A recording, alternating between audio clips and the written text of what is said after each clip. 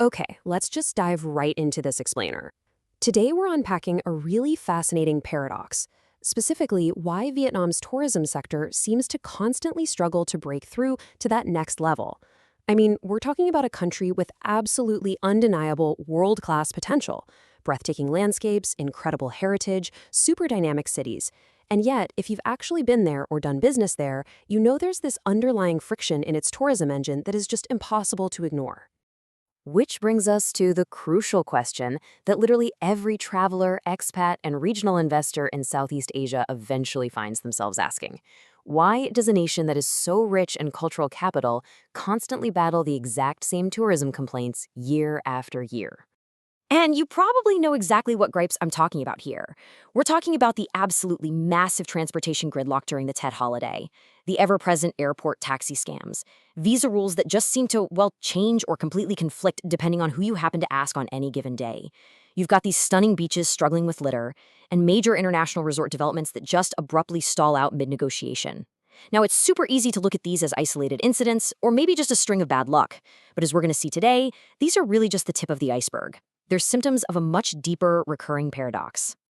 So let's get into part one of this paradox, a brief history.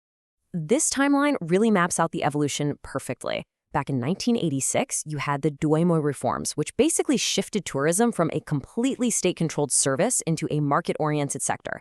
And you can see the stepping stones right through the 90s and 2000s leading up to 2017, when the government formally recognized tourism as a spearhead economic sector.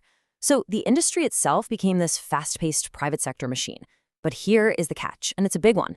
The actual government architecture managing it remained completely trapped in the past.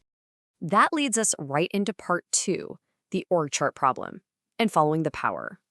To really wrap our heads around Vietnam's challenge, we have to look at its main regional competitor, right? Thailand. Thailand manages tourism entirely top-down. They have a dedicated main Ministry of Tourism and Sports, and that reports into a committee chaired directly by the Prime Minister. So they have direct leverage over things like transport, finance, and foreign affairs. Vietnam, on the other hand, operates in a completely different universe. They manage tourism through VNAT, the Vietnam National Tourism Administration, and VNAT is really just a subordinate administration buried inside a shared ministry, the Ministry of Culture, Sports, and Tourism. It essentially has zero independent standing. Yeah, this really illustrates the reality. Vietnam's primary tourism body simply doesn't have a seat at the big table.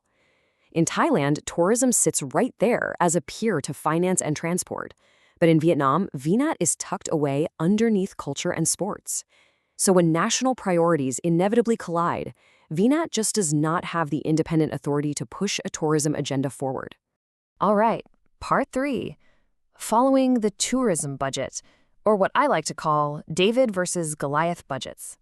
Roughly 17 times. Think about that for a second. That is the funding gap we are talking about here. Thailand's tourism authority is out there operating with a dedicated budget of about 173 million US dollars a year. And Vietnam's VNAT, they're scraping by on an estimated $8 to $10 million carve-out from their parent ministry. They're literally trying to fight a well-funded regional giant with a fraction of the financial tools.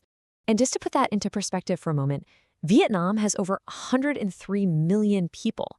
That's about 31 million more than Thailand. It's also over twice as dense. So think about what that actually means on the ground. Vietnam is trying to coordinate infrastructure and manage a vastly denser, much more populous market, but they're doing it with a budget that is mathematically dwarfed by its neighbor. It's a colossal uphill battle. Let's look at part four, the 9-ministry maze and navigating the bureaucracy. Okay, put yourself in the shoes of an operator just trying to execute a seemingly simple tourism initiative in this system. It's an underfunded, highly fragmented maze. Just to clear a single decision, you are walking through an agonizing multi-step labyrinth. Oh, you want to change visa policies? Okay, well that touches 4 separate ministries before a rule can even change. Trying to deal with airlines or maybe new airports like Long Phong, that's the Ministry of Transport. Okay, what if you want to develop a resort? Well, now you've got to clear the ministries of Construction, Agriculture, and Environment. And traveler safety or entry protocols? That falls completely over to Public Security and Foreign Affairs. The absolutely critical takeaway here is that not one of these departments reports to VNAT. VNAT can politely request their coordination, sure, but it absolutely cannot compel it. And because VNA lacks that centralized power, the gravity of the situation becomes super clear when you look at the structure. Any single tourism improvement requires this lengthy, exhausting negotiation process with massively more powerful departments. We're talking national defense, finance, public security. Tourism is fundamentally downstream of ministries that simply have entirely different priorities on their plates. So, what does this actually mean? Well, this siloed decision-making isn't just some abstract bureaucratic headache. It is the direct cause of the practical, everyday chaos that travelers and investors face. It's exactly why domestic travel costs during Tet can actually end up being more expensive than booking an international package, because no single agency actually owns the transport gridlock fix.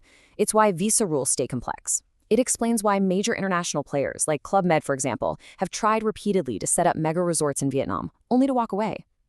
Even things like localized tourist scams or beach littering keep happening because actually cracking down on them requires a totally different chain of command.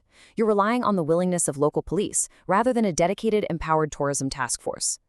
Which brings us to part 5, prioritizing stability over brand reputation, the political reality.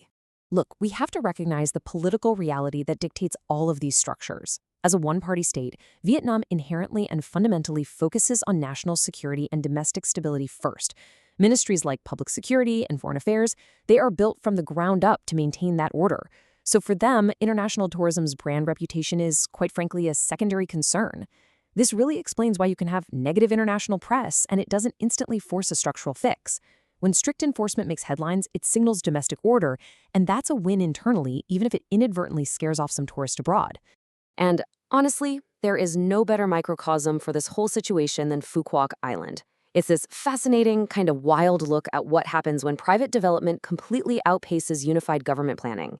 You have these massive, specific zones that are practically privatized by mega developers, complete with 30-day visa exemptions and direct international flights. But step outside those luxury bubbles, the island severely lacks a unified budget for basic things like connecting roads, or a centralized administration for fundamental stuff like waste treatment. It's just a stunning, real-world display of fragmented growth. So all of this leaves us with a highly provocative question. Can Vietnam ever actually close that 20-to-1 tourism gap with Thailand without a fundamental structural revolution? The evidence strongly suggests that until Vietnam consolidates tourism into a unified, powerful ministry, improvements are only ever going to arrive piecemeal. And it really forces you to question the long-term future of Vietnam's hospitality sector if its core government architecture remains so firmly rooted in the past.